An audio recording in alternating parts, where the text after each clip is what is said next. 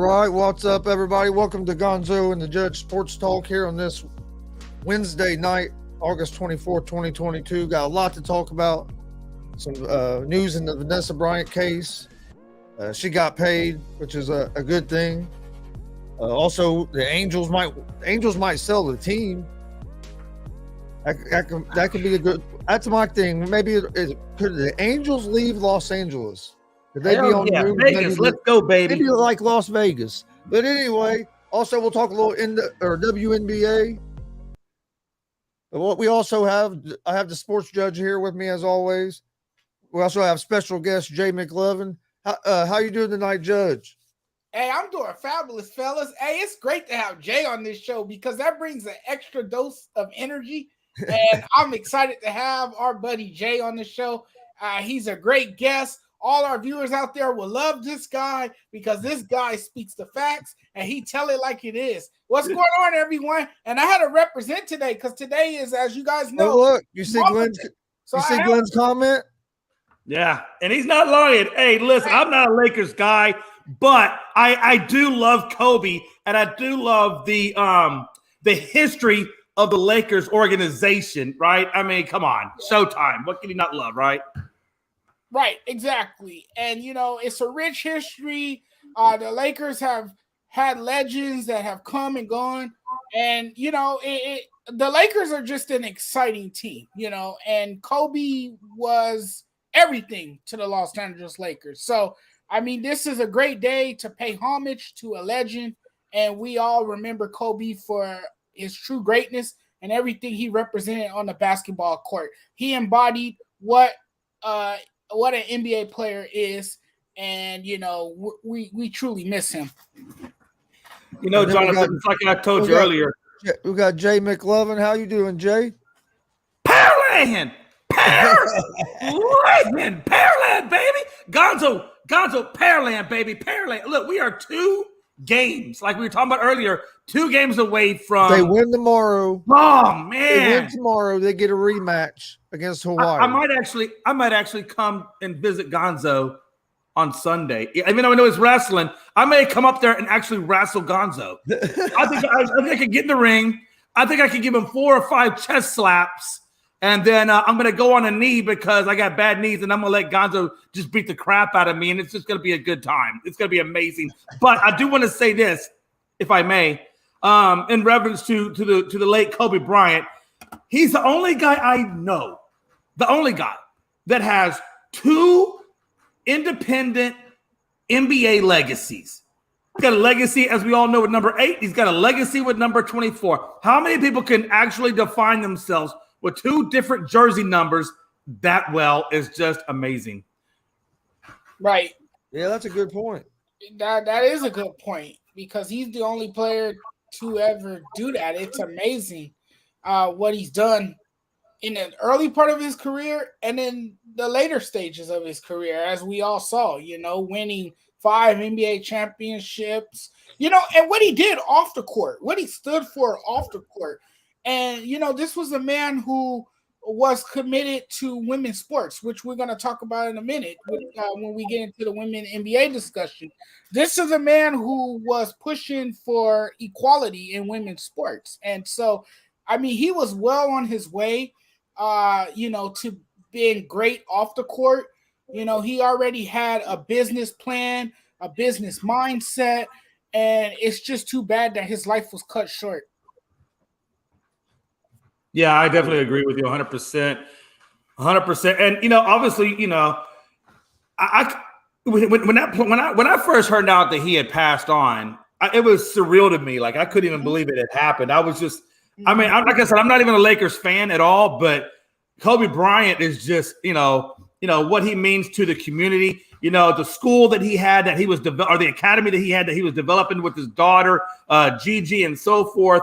I mean, it was just a beautiful thing to see, you know, and the fact that he's no longer with us just hurts every day. Yep. It does. But we have all those great put that in the dark match main event. Hey, listen, me and Gonzo be in there, man. We'll be 2 old, decrepit guys. He's going to have a cane. I'm going to have some Novocaine. And we're going to see what we can make out of it. Maybe a little bit of Bengay. I'll thought maybe I could blind Gonzo in the eyes. I don't know. I really don't know.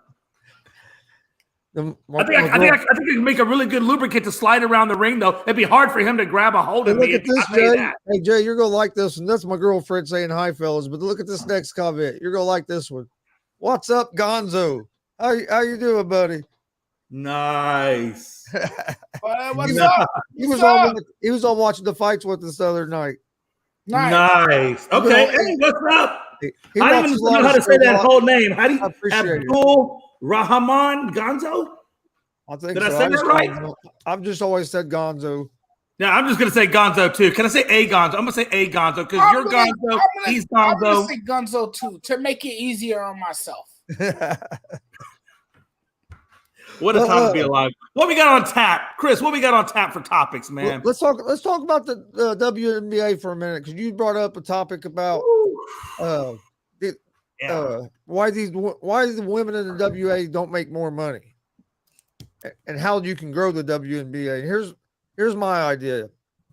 I think one of the reasons right now they don't make enough money is because they don't get as many male fans to go watch women's basketball.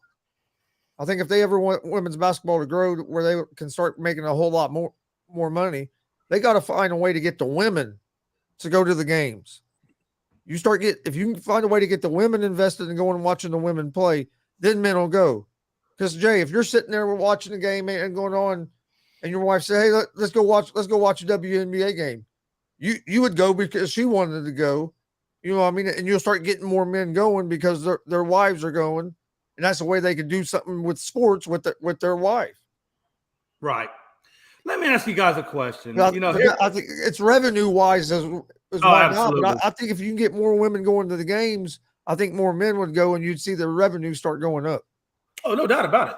Yeah, absolutely. There's definitely a disparity between the NBA and the women NBA. And, women NBA players for a long time have contended for a long time that their pay is unfair, that it's not equal, and that they deserve something closer to what their male counterparts in the NBA are paid. That's right, Glenn. And I think to finally see a bigger payday for these female athletes, it's going to take better marketing. It's going to take better game planning. And like you said, Gonzo, you're going to have to get more men to, actually tune in and watch these games. I don't know if it's that the women's NBA is less entertaining, because when I sit and watch a women's NBA game, I'm entertained. These three playoff games have been awesome so far. Right. I've watched all the playoffs. Exactly. It's exciting basketball. So I don't think it's boredom. Wait a minute. Jonathan, I want you to tell me, and I want you to be honest now. Right. To be honest, how many games have you seen in the playoffs? I've seen one. How many have you seen in the regular season? Probably about 3. Yeah, that's my point. My point is this. It's nothing against you. It's nothing against you because quite honestly, I don't watch WNBA. The last time I watched the WNBA was when the Houston Comets were a team, right? And then when we lost the Comets, I guess you could say that my interest level just kind of left kind of wind off to the left, And I'm pretty sure if you ask anybody at the water cooler, they're not saying, "Hey, did you catch that Suns and Wings game last night?" No. Right. But hey, did you catch the Dodgers game? Yeah, I caught the Dodgers. Did you catch, if you go to any other sport, you're going to be talking. But the minute you say WNBA, I swear to God, that water cooler is going to dry up and it's going to be barely quiet. But how do you get and that it's just because it's not. Look, I'm gonna tell you right now. There is perfect equality with women's basketball. I'm gonna tell you right now, there is. In WNBA, there's equality. Now, I don't know about their facilities and things like that, but from a revenue standpoint, that's why the WNBA, that's why the women are where they are. It's not an equality issue. No. If it was an equality issue, there would be no WNBA. It would just be some underground, smaller courtyard basketball league. Yeah. But the fact that there's a WNBA, there is equality. The problem is You can't get blood out of a damn turnip. You just can't. You can't get blood out of a turnip. Now listen, Braun, yeah, he gets all that money. Why? Because we watch. Everybody watches. There's revenue all over the place. They don't watch WNBA. It just doesn't get watched like that. And if you don't have the ratings, if you're not selling the merchandise, if you're not selling out the venues and things, and if they're not getting sponsorships outside of the WNBA, you can't blame that. You know, maybe the WNBA is not marketing right. Maybe there's just, I'm sorry, but a lot of America just does not find female basketball interesting. Right. I don't. I personally, I think that's just me. I don't find it interesting. Right. The women NBA's appeal has become less interesting. It wasn't that much interesting to begin with. You haven't really seen an increase. That's something that they hope to improve. But in order to get better ratings, better views, and to put butts in seats and to attract an audience, I mean, you have to market this stuff, and you have to really, find a way to attract more eyeballs. That's the only way this game is going to get better and it's going to grow. I'm the type of person that have hope, and I stay positive and hope for better days for just about anything. And that's the only thing that the women NBA can do at this point. I think it will always. It will never take the place of the NBA. That's absurd to even. Well, right. Let me ask you this: you cannot tell me that women in America don't know what the WNBA is? That they don't know that there's a WNBA. Women know there's a WNBA. Now, whether or not they take interest in it is a whole nother matter. But women in America know that there is a WNBA. Okay, everybody knows there's a WNBA. It's been around long enough that people know. And nobody, you're right. Nobody does watch in Australia, but that's the whole point. Jay, it's not global. Hey Jay, look, Gonzo said no one in Australia watches WNBA. Look what Ron said. Yeah, I know. They'd rather watch kangaroos. They'd rather watch kangaroos. But Ron goes. Well, there's no equality in America. Like, look, Ron, there's equality. I don't care what anybody says. There's equality in damn WNBA. They just don't get paid what they need to get paid because there's no interest there. Let me ask you a question. How many WNBA stars do you see out there endorsing products? Because I don't ever see them on TV. I watch TV a lot during the daytime. I'm retired, and I never see commercials featuring WNBA stars. I never do. How many can we name? I think I can name Sue Bird. I could name that one girl up there in New York because we just did a story on her, the Lone Scum girl, or the one that just. Yeah, I mean, there's a few I know, right, but not many, right? There's not many. Taurasi, I know Taurasi. I know some of the bigger names, but if you get outside of some of the bigger names, I'm clueless. Yeah. He said they play a real contact sport, buddy. NRL, rugby. Woo. But Jay and Judge, let me ask you guys this. I have an idea. Tell me if you think this would help build the WNBA up more. Instead of doing the damn women's college basketball tournament at the same damn time as March Madness, do it separate. Yeah. Then you'll get more people to watch the women's college game because it's not on the same damn time as the men's. But that's hard to do, though, Gonzo. It's hard to plan out a female season when something men-related isn't going on. All you gotta do is change it by a week. I mean, you could do that, but they still got a whole damn season. What are you going to do with the rest of the season? Okay, maybe 1 week you're superior, and then the rest of the week you're in the toilet. Jay, if they do their March Madness and they're the only thing on, more people's going to watch it than watch it. I get that. Maybe they do a WNBA tournament style. Yeah. So they're going to have to go to like the single. Oh, by the way, I got to say this. Gonzo out there and say, we got one. We got the real contact sport. Let me tell you, you got one guy. You got rugby. You got one.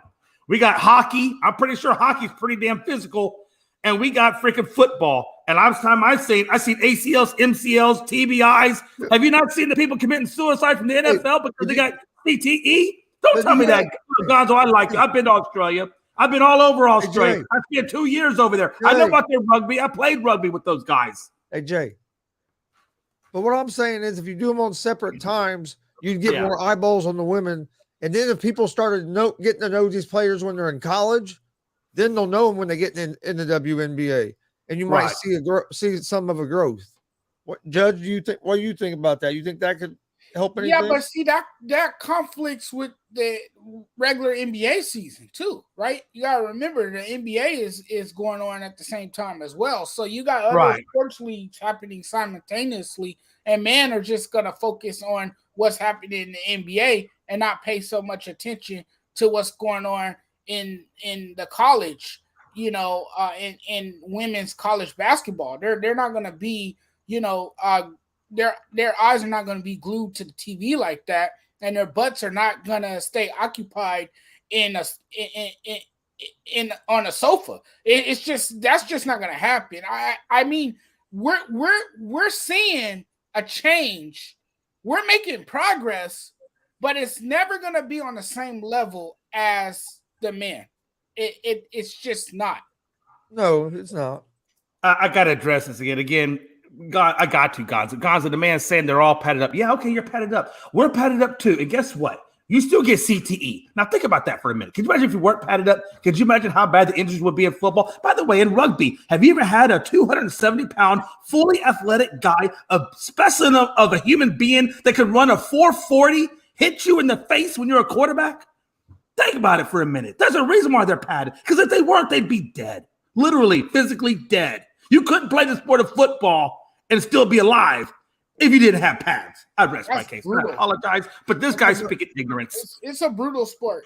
Football is very violent. Let's move on to another topic here. Let's talk Vanessa Bryant getting a settlement today. Yes. What'd you get? 16 mil?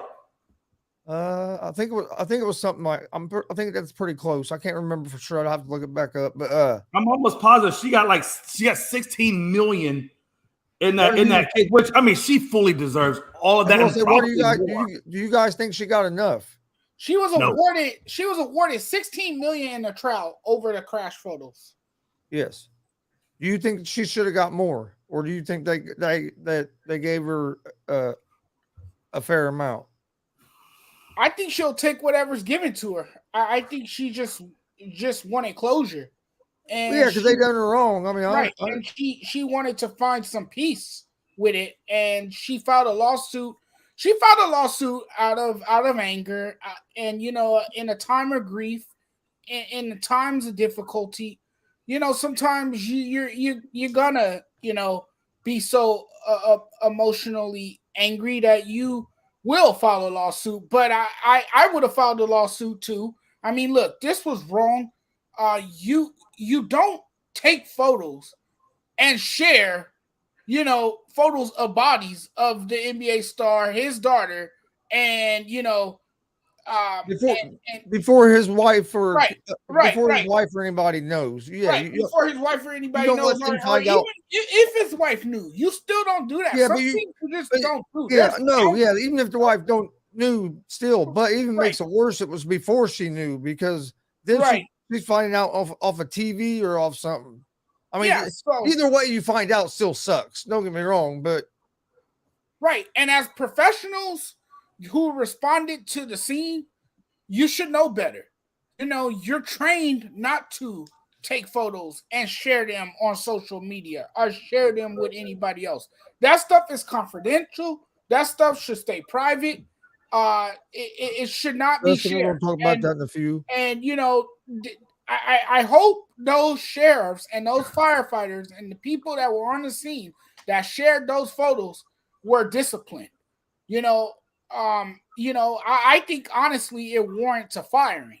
That's a fireable offense to what those officers and those firefighters did on the scene, because again, that's unprofessional and they should have known better, and Vanessa had every right to file a lawsuit, and I'm glad she did. I'm glad she reached a settlement. I'm glad she won the case, well deserved. She is set for life. It's not like she needed the money, but again, this was for closure. This was for a way for her to find peace, and for her to say, hey, look, I'm gonna use these particular officers or whoever it was involved as an example. And so this won't happen to somebody else, because you don't put your foot down on these people because these people continue to think they can get away with it. And so I'm glad that she did take action. I'm glad she won the settlement, well deserved. That was inappropriate. So it says basically Vanessa Bryant did not give the jury a dollar amount that she was seeking. It was actually one of the other plaintiffs, I guess, the other person suing that his name is Chester. His wife and child were killed in the helicopter crash along with Kobe. And it was Chester's attorney that gave the suggested guidelines that would have meant tens of millions for each plaintiff. So again, she didn't put a dollar amount out there. It was actually the other guy that put a dollar amount or a suggested dollar amount of what it should look like. Excuse me, Jay, can I ask you a question? So did the other people, how much did they get? Yeah, they got, so Chester got 15 million. So they all got basically the same. So there were two plaintiffs. It was Vanessa Bryant and Chris Chester. And Chris Chester is the one whose wife and daughter were part of the 9 that died in the crash, and he was awarded 15 million. So she got about $1 million more than what he was awarded. Okay. Well, see, I think that's fair. I wanted to make sure that like the other people in there didn't get forgotten. Just what I mean. Well, I don't know. I mean, because Kobe's a big star. You know what I mean? Because it's tragic for everybody. Oh, absolutely. I mean, I think one of them was out of the 9. So one was a pilot, Kobe, Gigi, Chester's daughter, Chester's wife. That's 5. That means the other 4 was an entire family that was lost. It was another female coach as well. Yeah, there was. Yes, this is sad, man. That whole thing is just sad. Yeah, but again, I think when you got pictures that are out there, you got people lackadaisically just throwing these pictures around like they don't mean anything at an award banquet, at a bar when you're drinking and bullshitting, and these pictures are floating. And to Vanessa Bryant, her point is that she has panic attacks. That either she might come across the pictures on the internet one day, or her daughters may come across the pictures one day. And again, that's even more traumatic issues. Is 16 million enough? Is 15 million enough for 2 people's lives, 4 people's lives, whatever? 31 million for 4 people's lives? No, I think it should be a little bit more than that. In my personal opinion, I think it should be more than that. What constitutes enough? Hell, I don't know. Yeah, I think more than 16 million. I don't know what the right amount would be. You know what I mean? It's yeah, I don't know. It's just it's a tough situation because I could say the same thing as Jay is that I think that she should have got more, but I can't give you a certain amount because I don't know. I mean, how do you value? Yeah, how do you quantify that? So right. Yeah, I have no idea. But I will say this though, I am glad that the attorneys and the jurors, at least, if nothing else, they made the right decision, regardless of whatever the amount of money was. They made the right decision in this case based on the evidence. So I do want to applaud the jurors. I do want to applaud the attorneys that were defending Kobe and the others that were killed. So my hat goes off to them for doing the right thing and making the right call and the right decision. What a time to be alive, man! I tell you, there's so many sports going on right now, Gonzo. It's crazy. Hey, speaking of that, have you guys been watching any of this Little League baseball? Hawaii, man, is killing. Oh yeah, absolutely. Hawaii's killing it. They're looking like they're going to win the whole thing. In 44 innings, wait. In 44 innings, they've given up 1 run. Yeah. There's no doubt about it. There's no doubt about it. Today. 5 home runs today in 1 game. But I'm not going to concede just yet. I don't care. Hey, as long as there's a game to be played, let's go. The Chinese Taipei team is good. I think that's going to be a good game. That's probably going to be the championship game. They have I don't think your Paralympics going to be able to get past Hawaii. I think they beat Tennessee. That's okay. Tomorrow. I want you to keep thinking that. Just keep thinking that, because if we do get past, it just makes the feeling so much more sweeter. Have you been watching? Hawaii's going to go down? You think Hawaii's going to get beat? Who, me? No. I think Hawaii beats. Yeah, what I think is Texas. To Gonzo's point. I mean, 1 run, 44 innings. I mean, it's impressive. And these guys are the juggernaut. There's no doubt about it. They're the juggernaut. But have we not seen in sports history where the juggernaut can get beat. Yeah, of course. I'm just saying, everybody can have an off day. Guys, everybody look, can have a bad day. Breaking so I'm news! Saying, breaking am I news! Come paralleling out? No, man. We got as long as we got 7 innings to play, let's go play. And I'm not going to rule them out. Why would I? Yeah. Look at this breaking news. Jazz. Yeah, I saw that. Patrick Beverly to the Lakers. That's not really breaking. Nobody gives a damn about Patrick Beverly. Bev is now a Laker. Now that is kind of funny though. Hey Judge, have you been watching Little League? THT to acquire Patrick Beverly. Yeah. I mean, I don't know how I feel about that one. Hey Judge. I don't know. Horton Tucker, to be honest with you, wasn't really being used a whole lot by LA. Hey Judge, have you watched any Little League baseball? I watched a little bit. I haven't been keeping up with it like I should because every time I go to turn on the Little League World Series, I end up watching a Major League Baseball game. So I haven't really been, tuning in. And it's not that I'm not interested. I'm very interested because I like to watch the youngsters play. I talked about this before. You guys know I love to watch little kids play. I love little kids more than I love adults. I'll be honest. Little kids don't work my nerves like adults do. I have more patience with kids than I do adults because adults should know better. They should have more common sense. And sometimes kids have more common sense than adults. Well, you guys know me. I watch the Cincinnati Reds every day. Yeah. But the last 2 weeks, I've been watching nothing but Little League Baseball. And that's how it is every year. I love watching it. I think it's because I umpired Little League Baseball for almost 25 years. So I think that's part of it because it went from my body breaking down on me. I'd still be umpiring. I love umpiring. You have that connection. You have that connection the same way I do with baseball because I covered it for so long in college. I used to be a baseball beat writer. So I have that familiarity and I have that attachment to the game. So do you guys I feel you. Do you guys think how do you guys feel about this trade? Do you think Beverly is going to fit in with LeBron and Russell Westbrook? Well, he went on record to say that he wanted to play with LeBron James, and him and LeBron James seem to, Hey, Westbrook, I'm calling it now. Westbrook and Beverly will be fighting within a month. Within a month, Westbrook. Yeah, I'm calling it right now. I think Westbrook winds up on the bench. I think Beverly winds up playing because I think Beverly, even though he's not a great shooter, I think Beverly is a great trash talker. He can get people out of their game. Number one, and number two, LeBron's still a Laker. I think he meshes with Bron and AD and the rest of them better than what he does. He meshes with LeBron really well. I agree with that. I think he's going to climb the scores table if they win a play-in tournament game. If the Lakers he said a play-in tournament game. And he's going to be celebrating like Kobe on the scores table, imitating Kobe as if they won an NBA championship, right?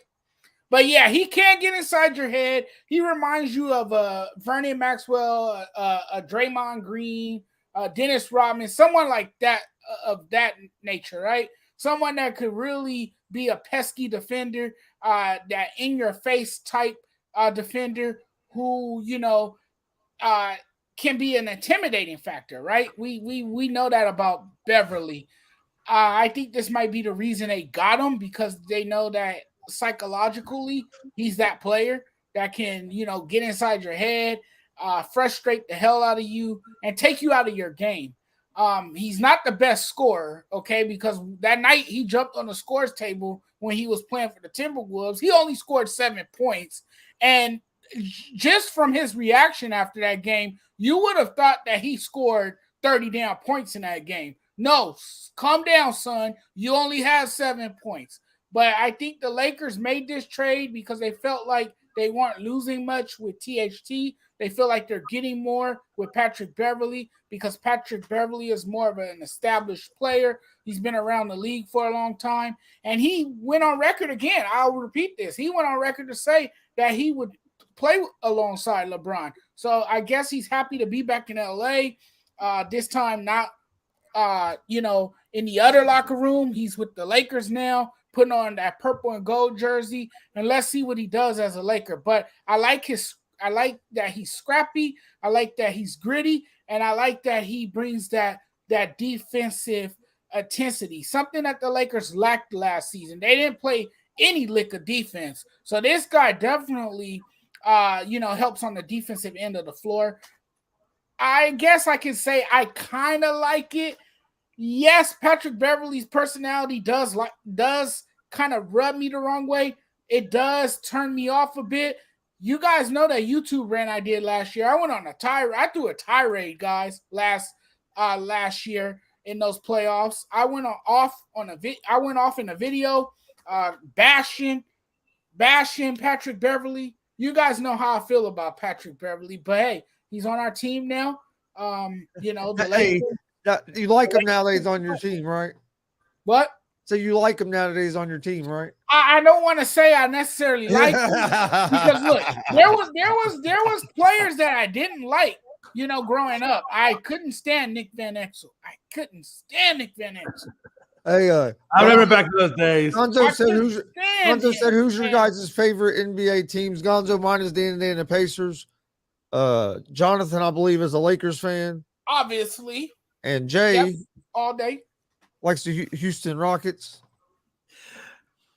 Hey, if I can real quick, I know Jonathan's not mad at that 9 points, 4 rebounds, 4 assists, and 1.2 blocks Pat Beverley's going to give you. And he won't be turning the ball over quite as much as what Russ did. And he's not trying to jack up a 3 when he should have passed off to Braun or whoever else for the better, more high-profile shot. I'm just saying. I think what you get with Pat, you're going to see a little bit better than what you got with Westbrook. Because Westbrook, even though he averaged his triple-doubles, his shot attempts and field goal percentage was horrid. And I don't think – I think you're going to get a better end of the stick with Pat.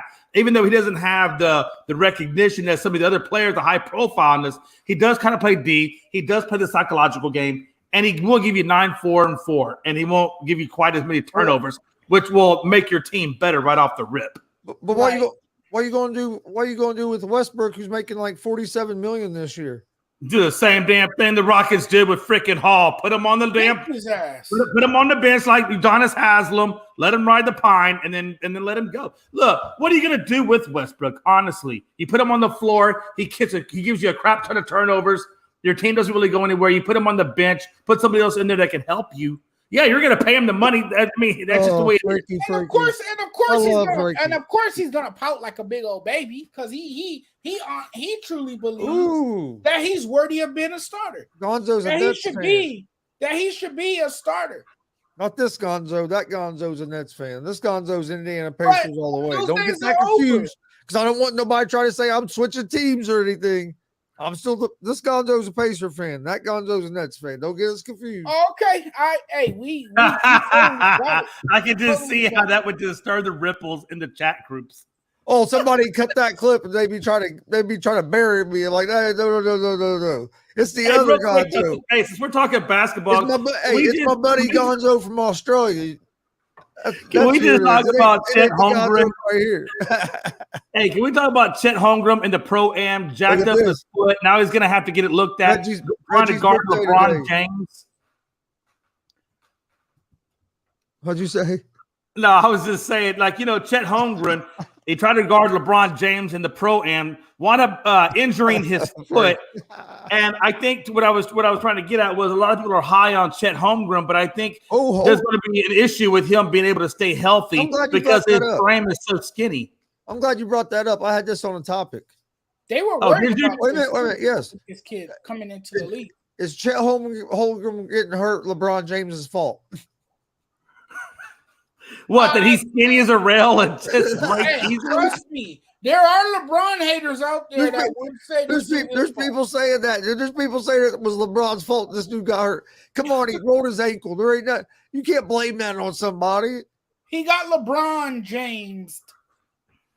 My issue with Chet Holmgren is he's a talented guy, but because of his lack of size on that frame, I think it makes him feeble. And because he's feeble, I think at the end of the day, that's going to hurt his endurance, his longevity in the game.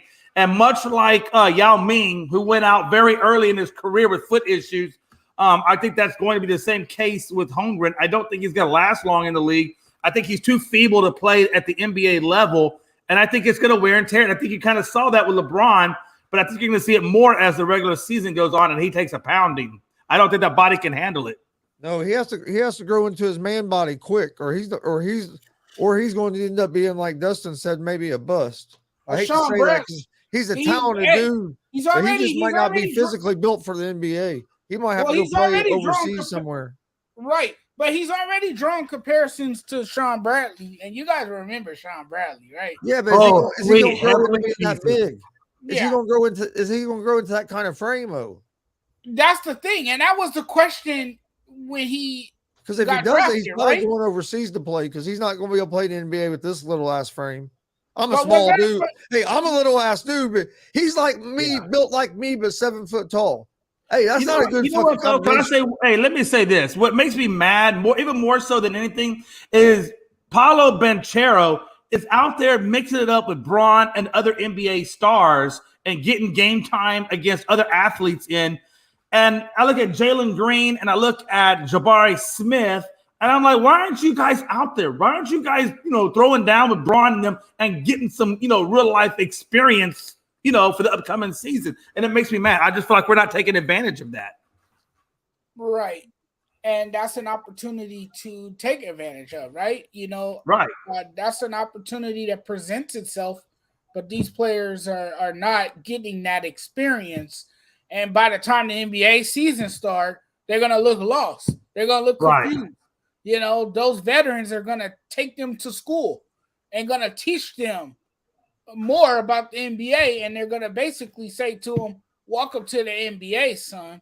You probably should have no doubt about it when you had that chance to, get your feet wet, get a better understanding for the NBA game.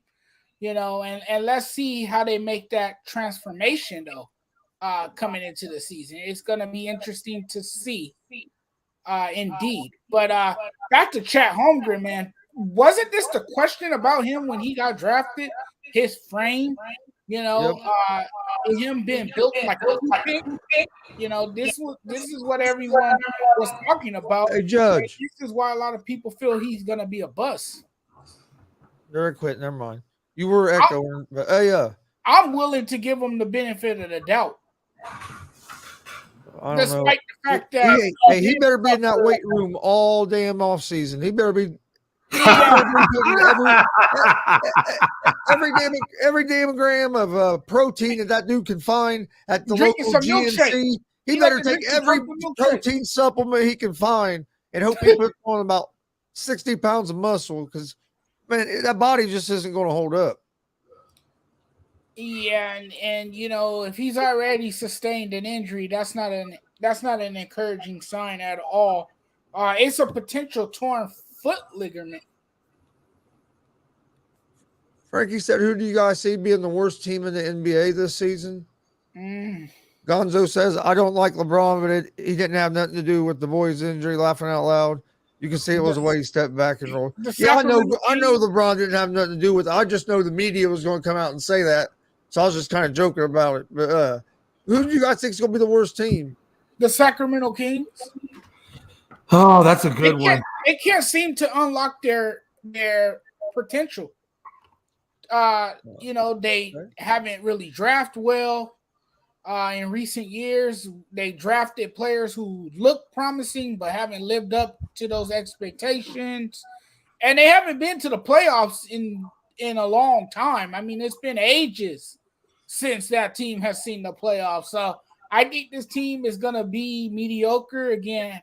I just don't see them improving and getting any better. I know they tried to build up that roster, but it just never works out for the Sacramento Kings. And I think the Sacramento Kings are one of those teams that's going to stay rock bottom.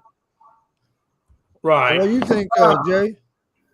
I mean, I think Sacramento, is not a bad choice. I think OKC and Houston, unfortunately, are still in, the early stages of this rebuild. I think Houston's in year 2 of the rebuild. So I think Oklahoma City, they may be a little bit longer in the tooth in that rebuild. But I think Houston and OKC will probably be the two teams at the bottom. But I might be wrong. I just need to see what Jabari Smith and Jalen Green can put together. Now that they don't have Christian Wood, that means they're going to have to put in Sagoon Seguin, however you say that guy's name. They're going to have to put him in up at the center spot.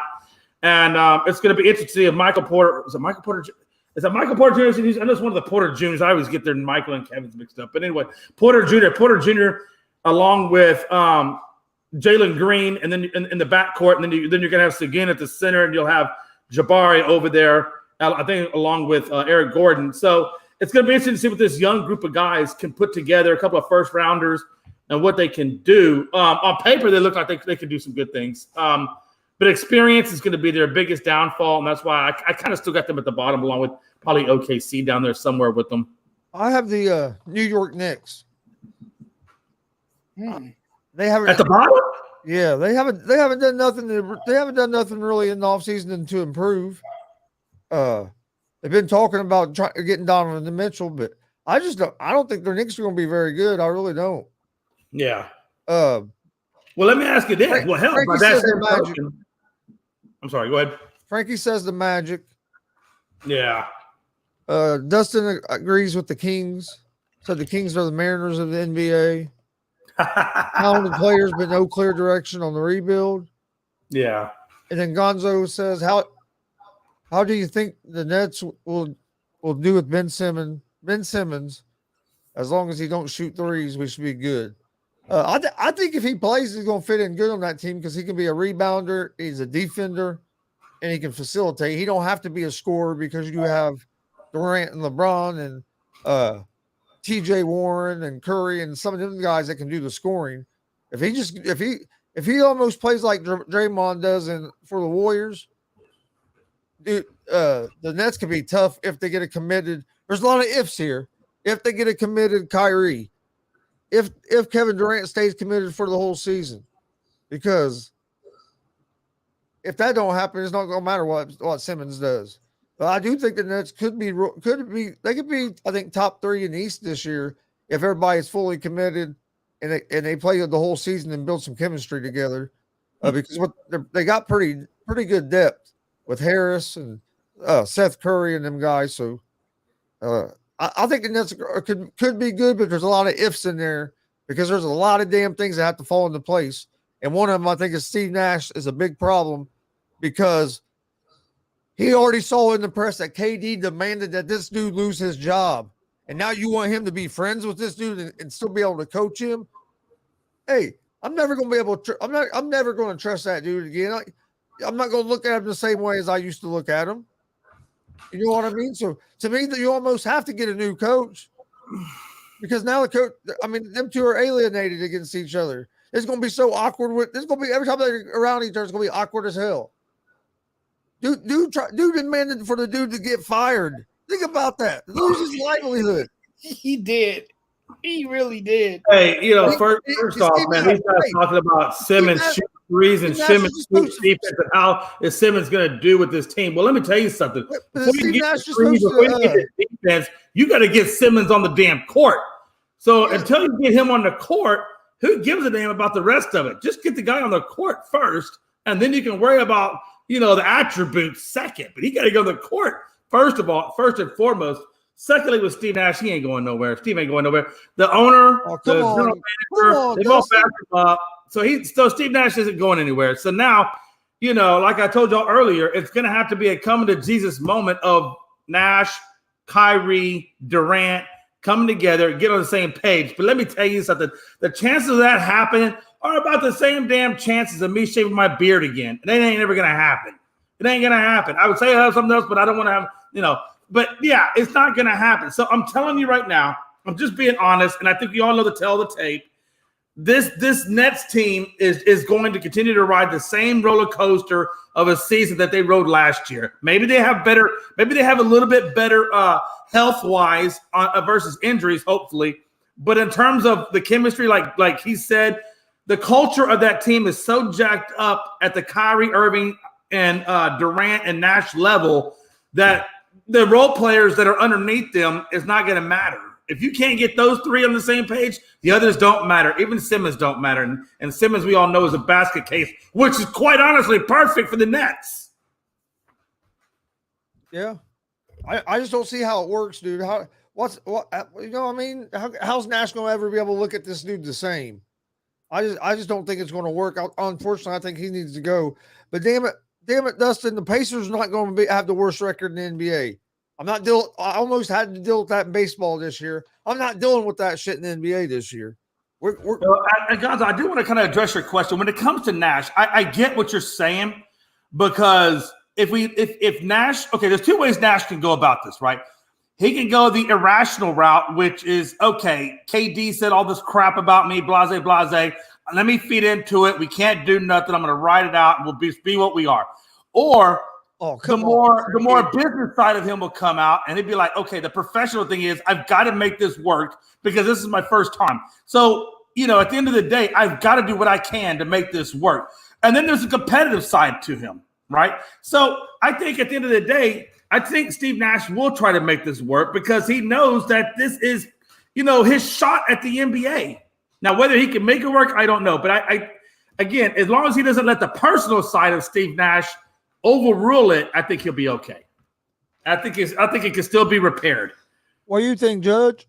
I don't think he can make this work. I think they're going to have to move on from Steve Nash. Look, Steve Nash is not, the voice for this team. He is not making decisions for this team. He is not coaching this team. The players are coaching themselves. The players are not listening to him. I think he has clearly lost the locker room. I think that much,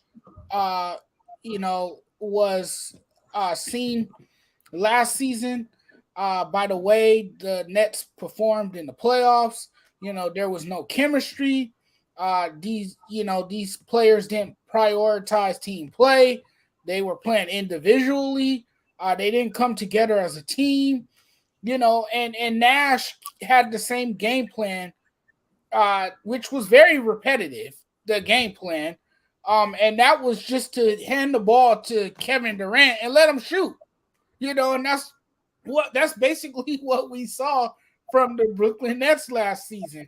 Now, to answer the question about Ben Simmons, no, they don't need Ben Simmons to knock down jump shots. They don't need Ben Simmons to be that guy. That's not his game. That's not who Ben Simmons is. Why don't we appreciate Ben Simmons? And you know what? I think Ben Simmons, honestly, before I continue on with this, I think he's a bust. Now, this is a guy to me that's a bust because this guy is resting on his laurels. He doesn't want to improve his jump shot. He can enhance his game. I just don't think he's committed to doing that. And first, like Jay said, he has to get back on the floor. That's number one. Then we can see what he can do for this team and how he fits with these players and their personalities. But let me ask you this, guys. Do they really? We all know that he's a great playmaker, right? That he can facilitate the offense with his ability to pass, set up his players to score, and his great defensive play. The guy is a great defender. He just doesn't have the jump shot. But if you sitting on the sideline dressed in street clothes, wearing $1 million Gucci shirts and flashing your sneakers all the time, and not out there with your guys, to me that's a bust waiting to happen. Yeah, let me ask you this real quick. Well, first of all, they're not going to fire Steve Nash, and this is why. The Nets are making a stand for the NBA owners that we're not giving in to the player. He signed a 4-year contract. We're not just going to trade him unless we get what we want, and if not, we're going to make a stand because in this new collective bargaining agreement, there's going to be stuff put in there to protect the owners from these players wanting to demand a trade right after signing these big deals. Stuff's getting ready to change, and the Nets are basically making a stand for the NBA owners. That's what they're not going to trade Durant. And to your point about Simmons, why is it a big deal that Simmons don't shoot jump shots, but we don't kill Draymond Green for not being able to shoot the ball? Because Draymond Green didn't have all this hype around him coming into the league, and Ben Simmons is more of a top tier player. This guy was expected to be, the centerpiece Well, dude, he was of that. when he was healthy. Of that When he was healthy, he Philadelphia, put up good numbers. but he was expected to be the centerpiece of that Philly team. What that Philly team was trying to do. Well, what I find interesting, though, is they put Joel Embiid in there that is not no. You put Joel Embiid in there that's not no damn leader. That was the problem with that team. They don't have a leader. Doc Rivers isn't a leader. Doc Rivers isn't a leader. Ben Simmons wasn't a leader. That was their biggest. What's the common thread here? What's the common thread?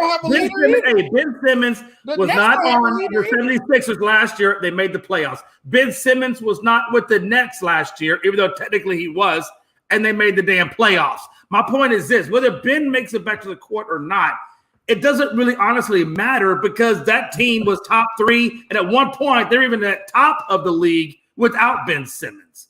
Okay, so I don't think if Ben comes back, great. If he facilitates and does all those things, great. But if he doesn't come back, that's fine. That's not the Nets' biggest damn problem.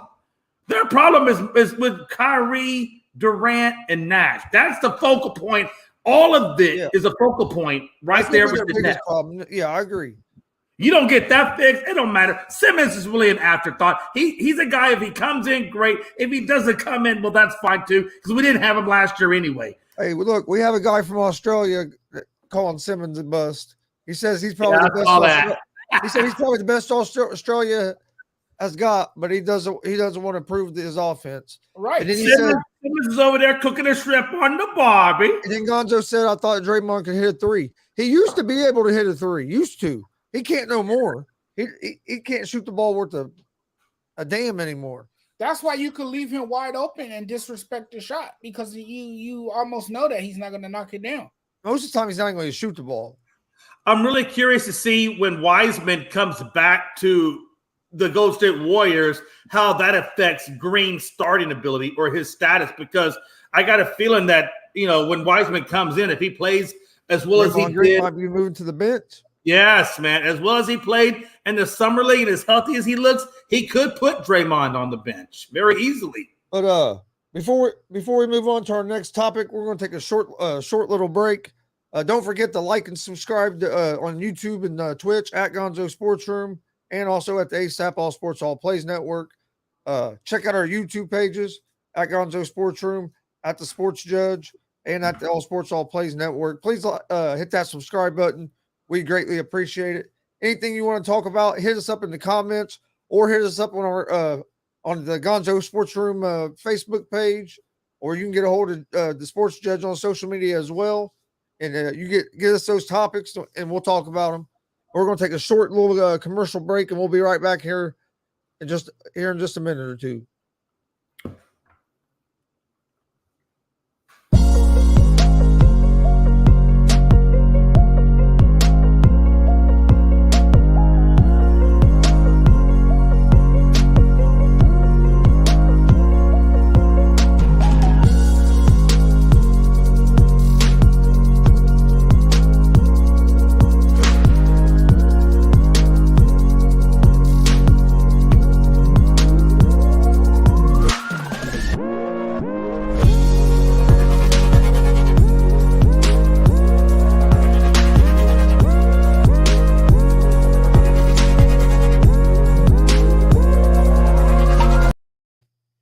All right, ladies and gentlemen, welcome back. Don't forget to check out the ASAP Afternoon Blitz, Monday through Friday, 1 p.m. Eastern time. I'm on it. Jay's on it. Me and him are usually been the main two. It's been on it almost every day. Come join us 1 p.m. Eastern on the ASAP All Sports All Plays Network, YouTube, Facebook, Twitch. We're also on Tiki TV and all that stuff. So come check us out 1 p.m. Eastern every afternoon. But let's and also, before we move on, Hall of Famer quarterback Len Dawson passed away today at the age 87. So thoughts and prayers with his family. Dude, he's a legend. I mean, all the stuff he accomplished as a broadcaster and all, and it just, and then as a quarterback as well. He's basically a 2-time Hall of Famer. He's just, there's not many guys that accomplished what he did. So thoughts and prayers with his family. What did you think about finding out that Len Dawson had passed away, Judge? Well, when anyone passes away, it's always sad. It's always heartbreaking. But we're only here for a limited time. We're on borrowed time, and all of us must go.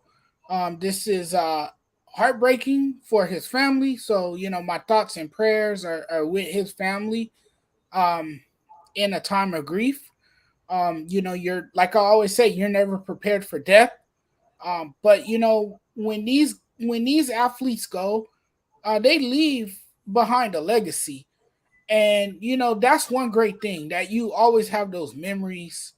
And you always have that legacy that just lives on. So that's one great thing about being a public figure, or a celebrity or athlete, is that those memories will never leave you. They will always be there with you for the rest of your life. And you can always pull up highlights, go to YouTube, see old highlights and videos of what that player did and what that player was able to accomplish. And that's always a great thing to have and to look back on. So my condolences are with his family. I send my profound condolences to him and his family, and prayers go up to that family in these times. What do you think? What do you think, Jay? Yeah, Len Dawson, man, what a specimen. We just lost Vince Scully, as Jonathan Matthews knows, over there with the Dodgers, the great announcer that he Eddie? was. Huh? I was just saying, what's up to Eddie real quick? Oh, what's up, Eddie? Thanks for joining us. Said, listen while getting some work done. Aaron Magana says, good show. Thank you, Aaron. We appreciate you watching. We appreciate the love. Thank you. And then also, we had Vince Scully pass away. He needs us to send them a group text following the show. Okay. I'm going to bed. Okay. Now let's not interrupt Jay. Let's let Jay get through. They said I'm going to bed. No, man. Hey, look. Hey, at the end of the day, man, I'm gonna drink some more Jack to get through this show. No, listen. No, hey guys, I love you guys. No, man, look, Len Dawson, man, right? Like I said earlier, Vince Scully passed not that long ago. Now we got another famous broadcaster, and Len Dawson that passed away. But again, what a man! Even before his podcasting career began with the Kansas City Chiefs in Super Bowl IV, which he got the win. He was a 1957 round 1 pick 5 out of Purdue, that went on to actually get the MVP of that Super Bowl at Super Bowl IV, Man of the Year in 73, Pro Bowl 71, AFL MVP 62. And the accolades just go on and on for Len Dawson. And it's just an amazing thing to see. If you had to list all of his accomplishments, it's stupid. It just goes on forever and ever.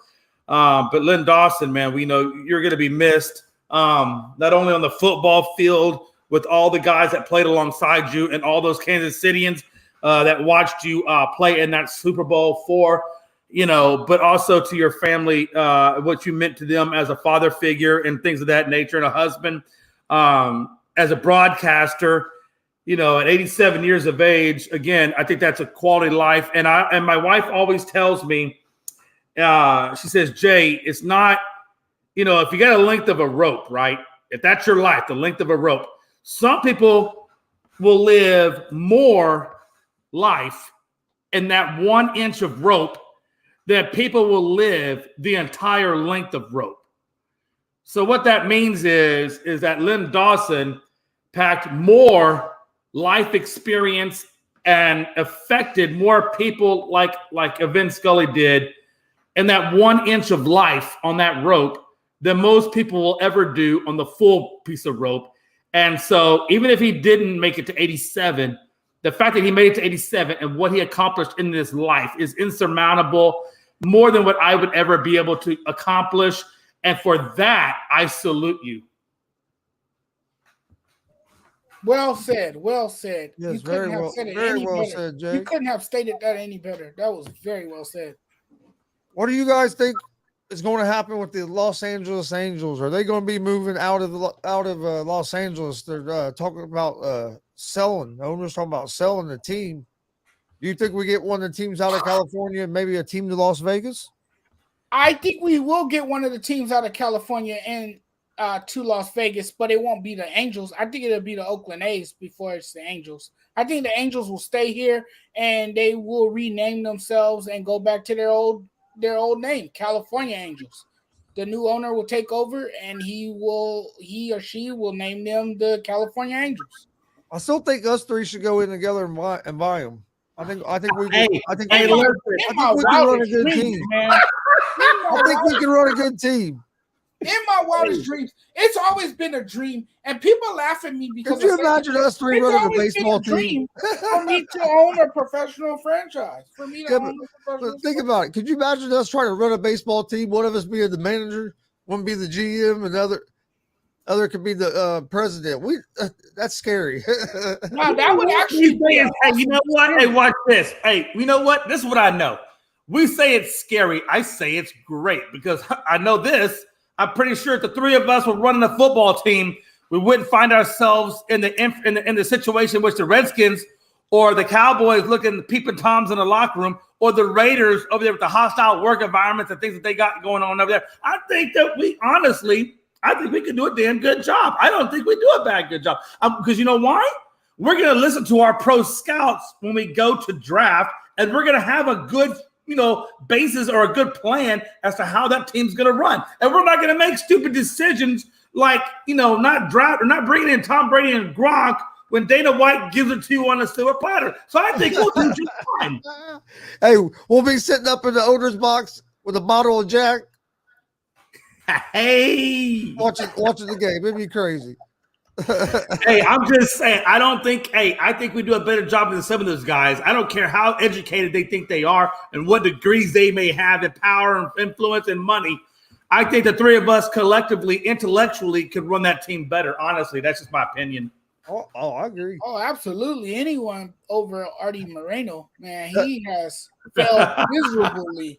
Dustin agrees with the judge. He says Oakland will go to Vegas, and he says Montreal and Portland will get expansion teams in 2025. It would be nice to see. Wait, hold on. He's got the A's, so he has the A's going to Las Vegas. Me too. So where do we got the Angels going? Because the Angels are up for sale as well. Where are they going? I think they'll just stay the Angels. I think they stay the Angels. I think they go back to being called the California Angels, but they stay in Anaheim. Well, they're in LA right now, so you think they go from LA to Anaheim? No, they are in Anaheim. They just they're in LA. The owner just named them the LA Angels of Anaheim. Yeah, they call them the LA Angels, but they actually play in Anaheim. Okay, then that's where I was getting confused. And that's where they've been. No, that's where I was getting confused. Yeah. I'm like, why are they in Anaheim if they're called the LA Angels? Okay, I apologize. You're out there in California. No, Jay, you know why you're confused? Because the owner's confused. He doesn't know where his team is located. I said the owner's confused. I think if I'm the Angels, you know what? Honestly, I think if I'm the Angels and I'm going under new ownership, I think I just leave LA. I think I leave California altogether, and I go find someplace that wants. Maybe you do some surveys, some polls, whatever, and find out what cities financially could support a team. Indianapolis, Indiana. Yeah. Well, maybe they got. Yeah, I believe the Angels. We have a AAA team. Their lease, though. They came out of their lease and they purchased Angel Stadium. Yeah. Yeah. No, the Angels. I think the Angels are going to stay put as well. But they are going to add a couple teams in 2025. I wish they would add one in Indianapolis. I'd love to have a major league team that close. They're definitely have a AAA back team to Montreal. They're definitely going back to Montreal. MLB and Montreal had a great relationship. The folks there in Montreal, they love baseball. They miss it a lot. And so they're definitely going to add an expansion team in Montreal. Portland will be another nice site. I think Portland, even though it rains a lot there, that would be a great baseball city. I think that's all right. Because you know what? You just put a retractable roof on there, and you're good to go. Yeah, you put a retractable roof on there, and you're good to go. I think Portland is another great city. Nashville has been mentioned. Yes, Dustin. I don't think Nashville is big enough. In Tennessee, Charlotte. Portland, and I know some Nashville, guy named Montreal, Charlotte Batts. I don't know if you guys know him. His name is Charlotte Batts, and he's on social media, and he's pushing for Charlotte to get a professional baseball team, and he's been pushing for a very long time. Dustin might know him because he's around baseball a lot. I thought Jay may have known him as well. He goes by Charlotte Batts, and he's on he appears on a lot of shows, but he's been pushing. He's been pushing for a long time. I think he even wrote a book. I think he wrote a book about Charlotte getting a baseball team in the near future. Wait a minute, Judge. I got a question here. You said that you were sure that Dustin would know about him and Jay would know about him. You didn't mention me. So what's up? That's because you're a wrestling guy. Everybody knows you're wrestling. If you want wrestling, we go to Gonzo. If you want Heinz 57 sports knowledge, we go to Gonzo. If you want basketball knowledge, baseball, right, you go to Jonathan Mathis. If you want, again, Heinz 57 knowledge with a side of Jack, you go to Jamie. I know baseball. I know baseball. Oh yeah, Gonzo knows baseball. Gonzo, do you know that guy Charlotte Batts? Yes, I've heard of the name. I haven't done a lot of research on it. Yeah. So what do you know about the Savannah Bananas? What he's doing is pushing for. No, Jonathan. Hey, what do you know about the bananas? Speaking of bananas, let me ask you guys this real quick. Have you ever seen this damn baseball shit they play called banana ball? No. I never even heard of it. Interesting though. Each inning, you play to win the inning. So whoever wins each inning gets a point. Oh, really? And man, they're out there drinking. Hell, this one guy was on stilts, hit the ball, was trying to run the first base on stilts. And you have former Major League Baseball players out there. It's crazy as hell. It was like 2 a.m. the other night. It was on ESPN. I'm like, what in the holy hell is this? They come up with anything. You know what the bad thing was? My dumb ass sit there for an hour and watched it. Hey, just so y'all know. Hey, just so you know, I'm gonna give you a little bit. Hey, listen, I'm gonna give you a little bit of history now, Gonzo. I'm gonna give you a little bit of MLB history. Jonathan Mathis. There's a stadium in Savannah that I used to live 2 blocks from, and the Savannah Bananas play there now, which is like a semi-pro baseball team. Before them, it was the New York Mets. I believe it was either AA or single A affiliate, the Sand Gnats, that played there. But again, now it's the Savannah Bananas. But just to give you a little insight on this stadium, this piece of history, Babe Ruth, Lou Gehrig, Hank Aaron, Ty Cobb, Jackie Robinson, John Smoltz, and there's 4 other current MLBers that started their careers out in that stadium. Just wanted to give you a heads up. This is before Jackie got onto the Dodgers, by the way. Okay.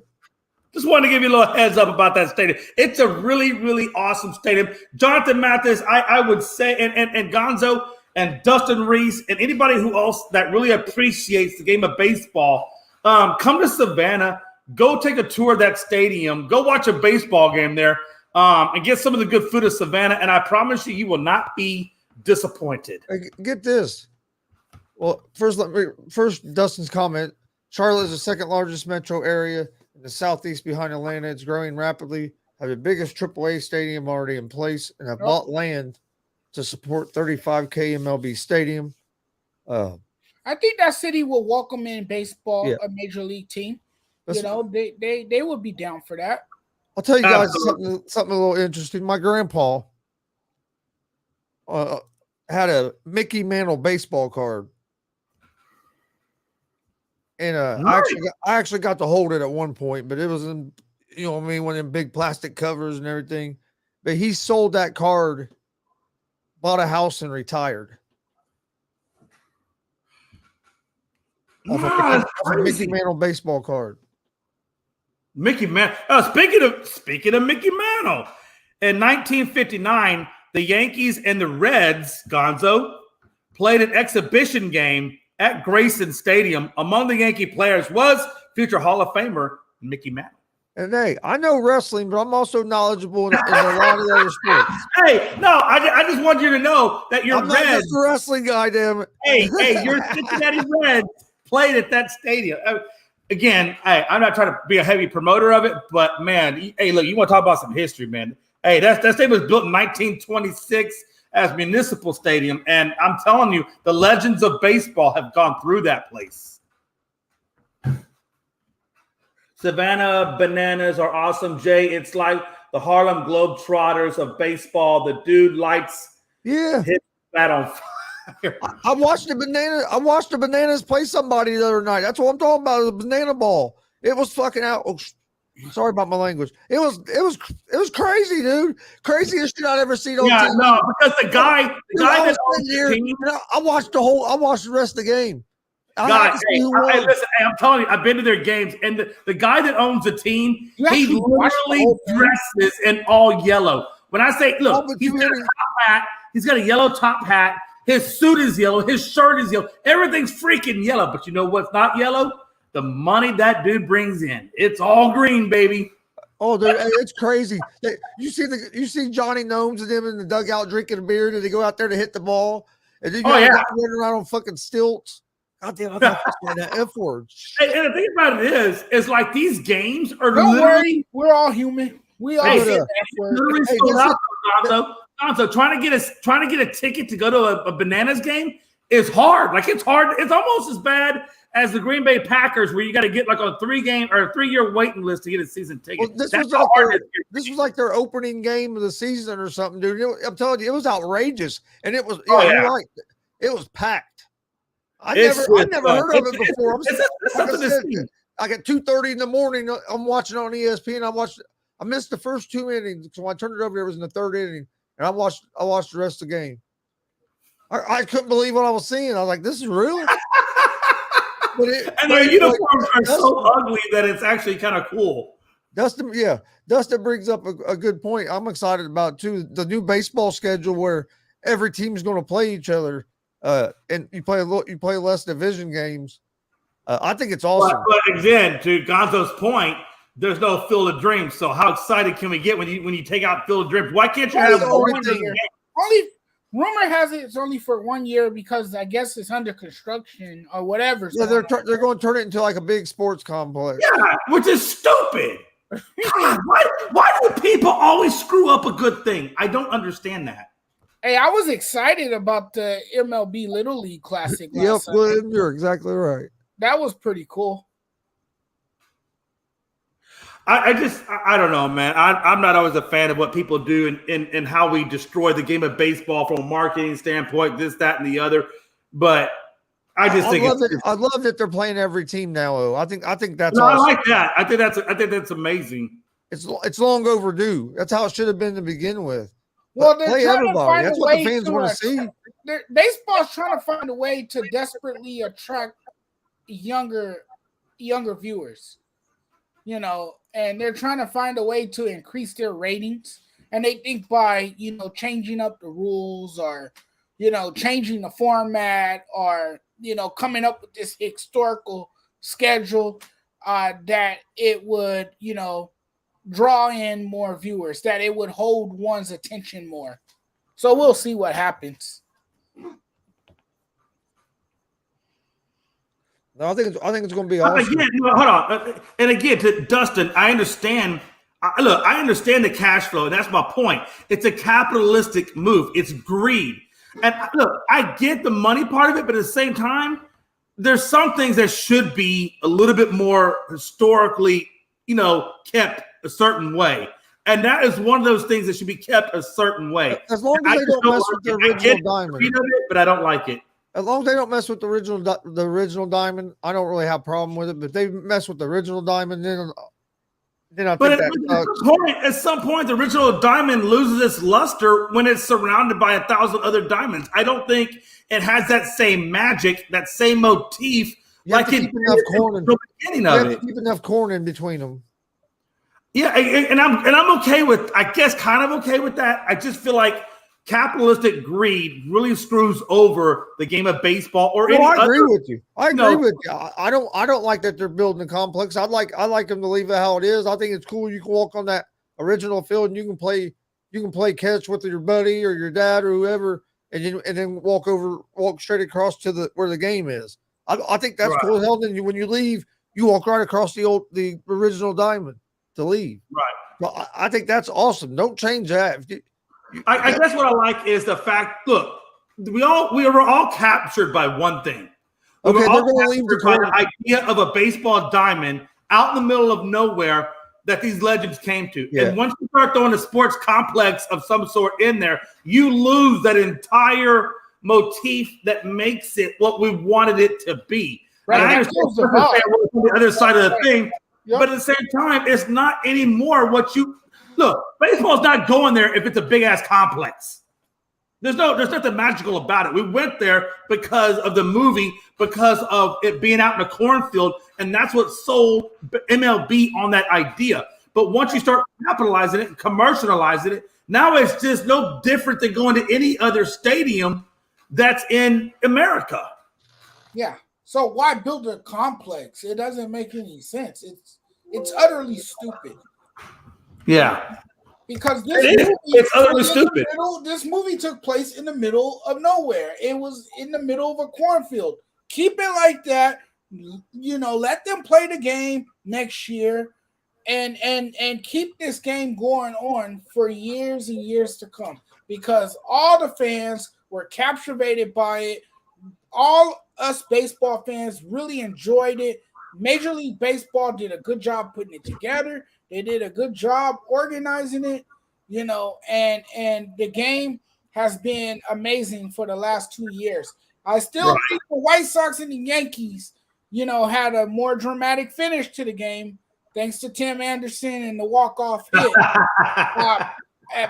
compared to what we just saw weeks ago between the Cincinnati Reds and the Cubs. Oh, absolutely. Don't turn it into a complex, like you said, for capital gain. And again, Dustin, if you want your kids to go play at someplace, go have them do it someplace else. There's a lot of places in the world you can build a damn complex or whatever the case may be out in cornfields or whatever, but stop screwing over with sacred historical grounds. They said you can play everywhere, anywhere you want, but you can't play here.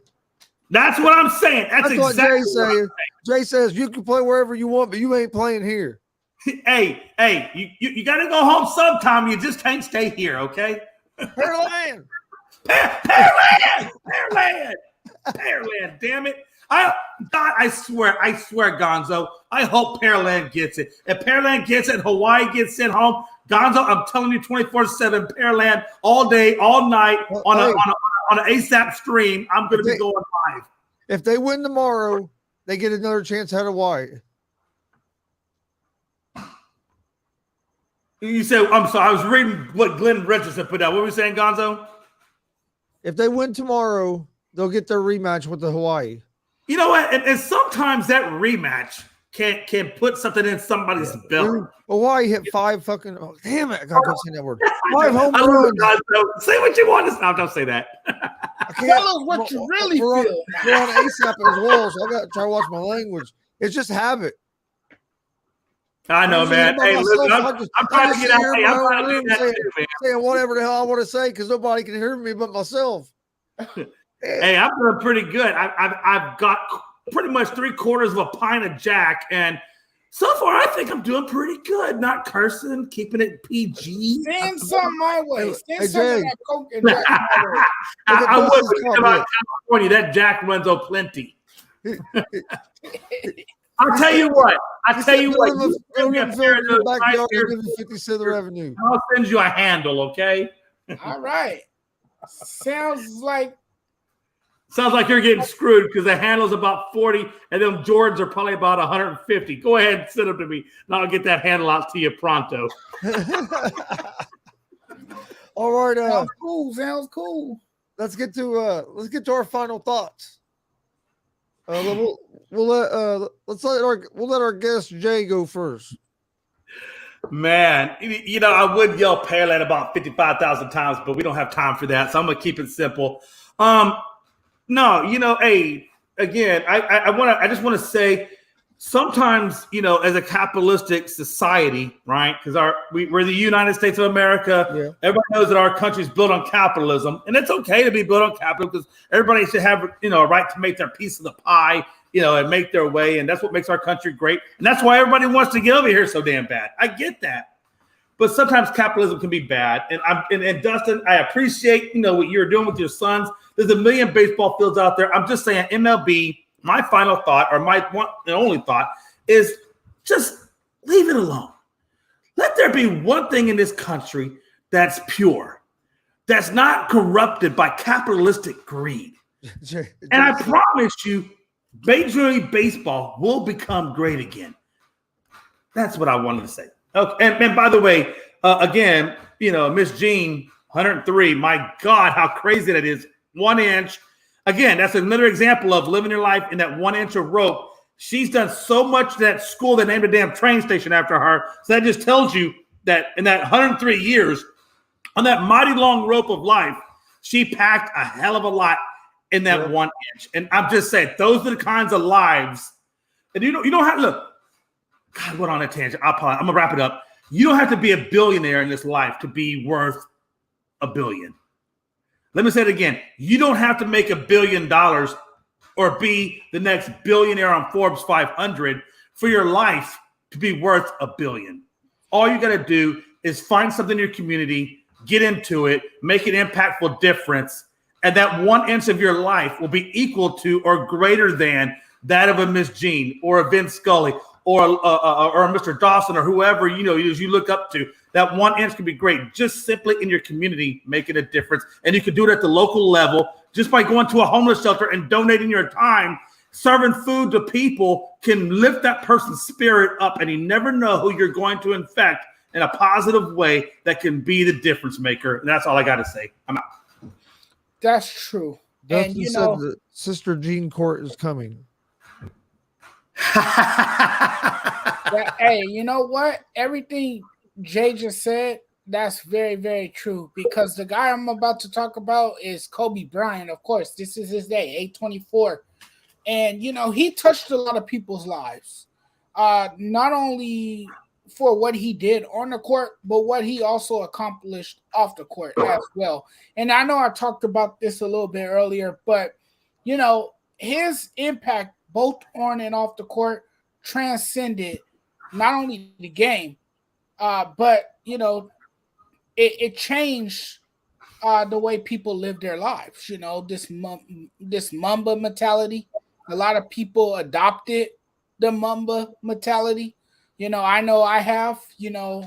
I know I've grinded harder and started working as hard as I can. Like Kobe, I have that work ethic like Kobe. And I think Kobe taught us the importance of having that work ethic and putting in the time and the effort to be great, and it's just amazing how he was able to accomplish so much in such a short time on this earth, writing a poem, winning 5 NBA championships, winning an Oscar award. The man accomplished the unimaginable. And, all you got to do is look up to him. And this is a day to remember him and to celebrate his life and his legacy. And, Kobe was one of my favorite players of all time. One of the best to ever do it. So, I just want to say Mamba out, Mamba mentality, Mamba forever. And those are my final thoughts. Yeah, I'm going kind of in the same direction. Hall of Fame quarterback Len Dawson dies at 87. Thoughts and prayers with the Dawson family. Like I said earlier, I know the guy's in at least 2 Hall of Fames. Who knows what other awards and stuff he has gotten. So thoughts and prayers with his family. I want to thank Jay McLovin for coming on tonight. I think it was a great show. I had a good time. So I think it was a great show. Thanks for coming on, Jay. We really appreciate it, man. And like I said, you got an open invitation to come on this show anytime. Listen, yeah. I will always come on this show because the vibes that I get off of this show are always incredible. The knowledge is always incredible. And I just enjoy spending time with the three of you and the commenters that watch our show. I appreciate everybody and much love. Hey, plug Unscripted real quick. Hey, all right. I didn't want to do that because I didn't want to prostitute myself on your show. But if you want me to plug Unscripted. Hey, listen. Hey, you can catch me, Logan, Jonathan Mathis, Frankie C, as now Foxborough Frankie, Chris Gonzalez, all on Unscripted. Tuesdays, Thursdays, 7 p.m. Eastern, and Saturday, 8 p.m. Eastern on the All Sports, All Plays Network. I'm Jay McLovin from Unscripted, and much love. Thank you for letting me plug that. Have a good night, Eddie. Have a good night, everyone. Thank you to all our viewers out there. We really appreciate it. Yep, and we will see you guys Friday night at 11 p.m. Eastern for another episode of Gonzo and the Judge Sports Talk. Everybody have a great night. Stay safe. Peace. Powerland! Whole sports all plays. Whole sports all plays. Whole sports all plays. 365, we're making a plays. We're talking the game, get you to the days. We're high in the court, the dime in the lane. Variety topics living the same. All presentation, sports information. In the airways, taking the nation. All sport, all plays, like working your faces. Grace at the field, so tie the laces. Whole sports all plays.